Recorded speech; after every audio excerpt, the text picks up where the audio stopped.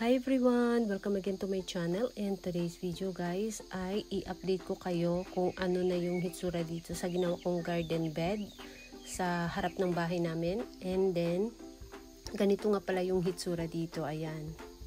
So ito ay nasa gilid ng kalsada. At binalik ko nga pala yung plastic dito para hindi sila ma-rain or shine, kasi ito tinanggal ko nung nagkaroon kami ng bagyo. So ngayon binalik ko na naman para maiwasang ma-rain or shine, at naglagay din ako dito ng frost cloth pang dagdag shaded sa kanila, kasi baka ma-sunburn sila kung ito lang plastic ang ilagay ko. Ayan.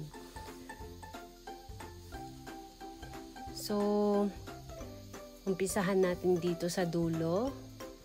At mayroon ako ditong Supreme. Si Supreme, ayan, ang ganda ng kulay niya. Nagpipink na siya ngayon. At napansin ko, dumadami na rin yung bagong suloy niya. Ayan.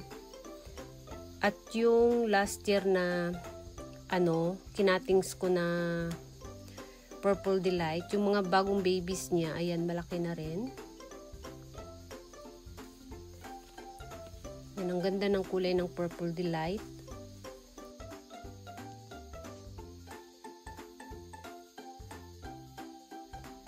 Tapos, ito namang Harry Watson ko dito. Ang ganda ng rosette niya. Ang laki na rin niya ngayon dito. Yan. At ito naman yung mother plant. Mas malaki pa yung mga babies kaysa mother plant. Kasi itong mother plant, nagkaroon to ng stem rot. So, ayan.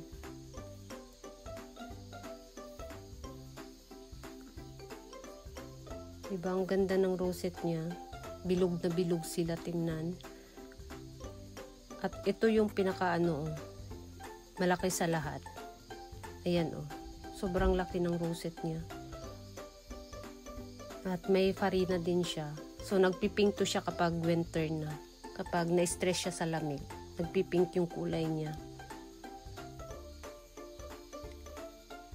Tapos yung mga little beauty ko, unti-unti na rin siyang naglalash ngayon. Ayan, maganda yung niyo, pumupulay na yung dulo ng dahon niya. Kahit medyo mainit pa. So ayan, mga bronze ko. Ganda ng kulay ng bronze. Kaya lang itong si bronze, kapag summertime, ang bilis manlagas ng mga dahon. Tapos meron ako ditong Polydonis. Ang ganda ng niya sa gilid ng dahon o sa dulo. Ang pula. At ito nga pala yung head ng Madiba. Yung nag-headcut ako ng Madiba. Ito yung head. Tapos yung pinakapuno nito ay nandun sa ginawa kong garden sa bukid. Ayan. Diba, ang ganda ng niya. Nagpipink na siya dito. Tapos yung dulo ng dahon niya, parang, ba to? Siya, nagko-curve yung pinakadulo. Tapos, yung Ruby 10 ko, kinatings ko na nga pala to siya guys, isang beses. Yan. Tapos, ito mga bagong baby. So, nagkaroon din siya ng mga itim-itim sa dahon. Naglagas din yung mga dahon ng Ruby 10 ko. So, ito is Polydonis ulit. Ito siya, matagal na siya dito. Itong maliit na Polydonis. Tapos, ito naman si Merine, tingnan ninyo guys. Ang kapal pero ang liit ng mga dahon.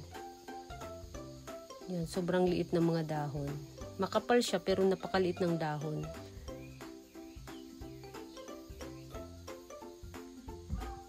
Ito naman, malaki na sana to siya, kaya lang nagkaroon ng stem rot. Tapos ito, nagkaroon na naman siya ng stem rot ulit.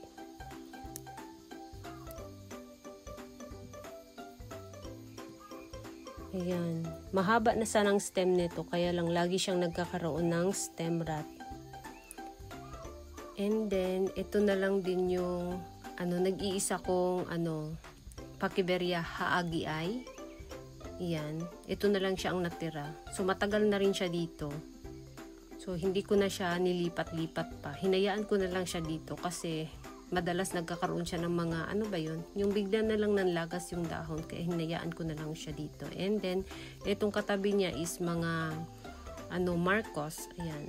So yung mga baby ay malaki na rin. Ayan, makapal na siya tingnan. Kasi naglakihan na yung mga babies. And then ito maganda ang kulay nito. Pulang-pula siya dito guys. Si Dark Vader. Ayan, sobrang pula niya. At tinanggal ko na nga pala yung mga flower stalk niya. Kasi yung mga dahon is ginagawa kong leaf propagation. Yan, di ba ang ganda ng kulay?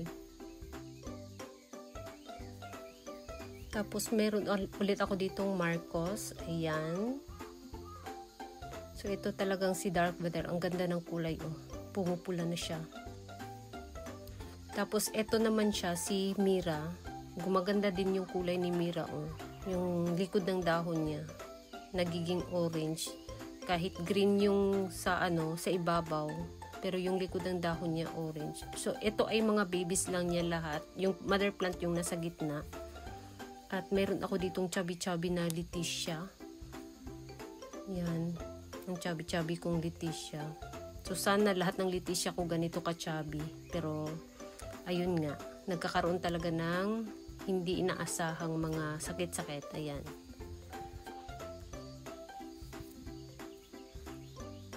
Tapos, meron ulit ako ditong Mira.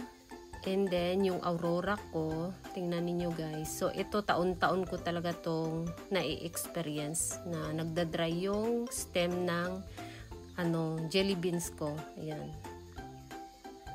So, siguro dahil nga sa sobrang init and then humid yung panahon. So, ayan. So, ito naman siya, si Apus. Ang ganda ng kulay ni Apus, oh. Diba? Nagpipink na yung dulo ng dahon niya.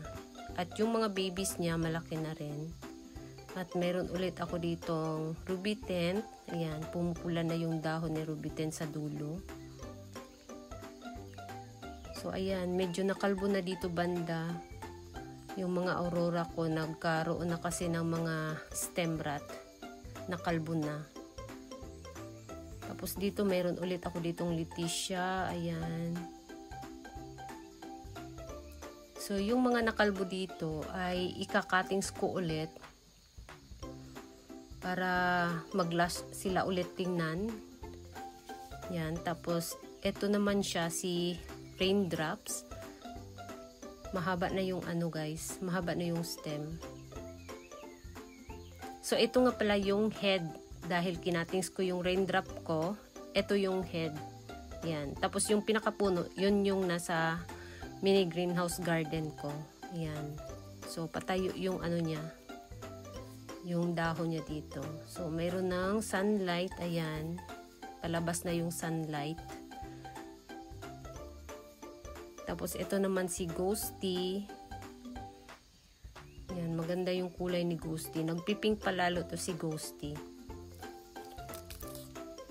So, ito napaka-crunchy ng dahon niya. Oh. Yung mga dry leaves niya, napaka-crunchy. So, ayan. Ang ganda talaga ng ng Mira kapag na-stress na siya. So, kahit summer, ayan, maganda pa rin yung kulay niya, guys. Green na green siya, kaya lang sa likod ng dahon niya, nagpipink or naging parang orange. And then, meron ako ditong isang onslow. Malaki na siya. Ayan. So, wala pa siyang baby. Kahit malaki na siya, wala pa rin siyang baby.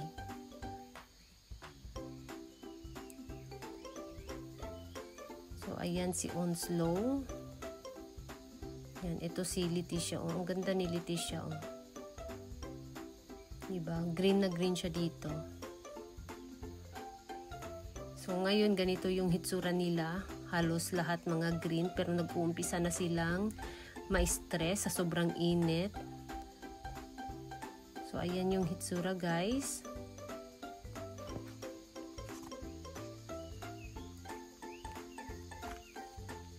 At dito naman, meron ako ditong si Ghost Plant. Ayan, matagal na to siya dito, guys. Sobrang tagal na niya. So, hindi ko na maano kung ilang taon na siya dito.